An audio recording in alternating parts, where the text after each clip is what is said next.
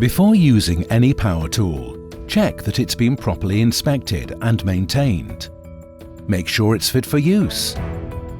Its wiring, pneumatic hoses and isolation switches are all in good condition, and that the proper guards are in place. If it's suspect or damaged in any way, it should not be used. Quarantine it, tag it as unsuitable for use, and make sure it can't be used. If conditions are appropriate for using portable electrical equipment, raise any necessary permits to work and hold a toolbox talk. Test the wheel or disc by lightly tapping it with a non-metallic object. The wheel passes the test if it gives a clear metallic tone or ring. If it sounds dead, it is cracked, so don't use it.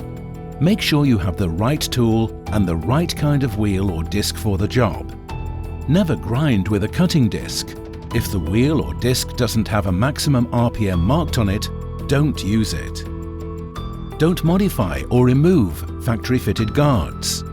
Be careful not to over-tighten the spindle nut. If the tool has an auxiliary handle, use it.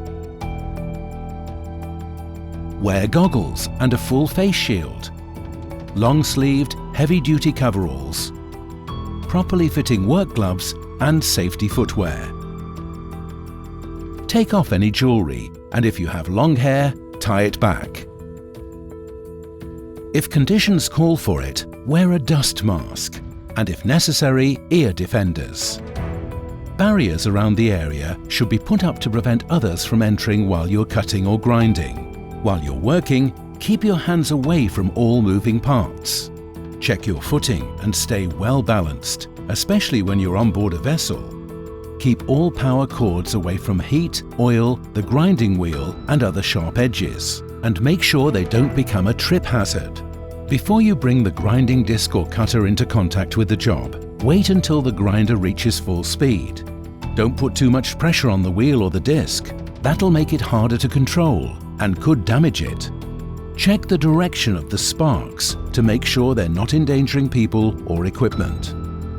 When you're attaching or changing wheels or discs, always disconnect and isolate the tool from the power source before you start.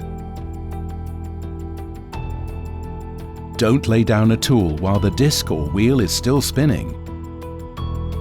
When you've finished, don't disconnect from the power source by pulling the power cord or pneumatic hose. Switch off the power, disconnect electrical tools or bleed the remaining air out of pneumatic tools and put them away properly. If you spotted any defects, report them to your supervisor. Are you prepared?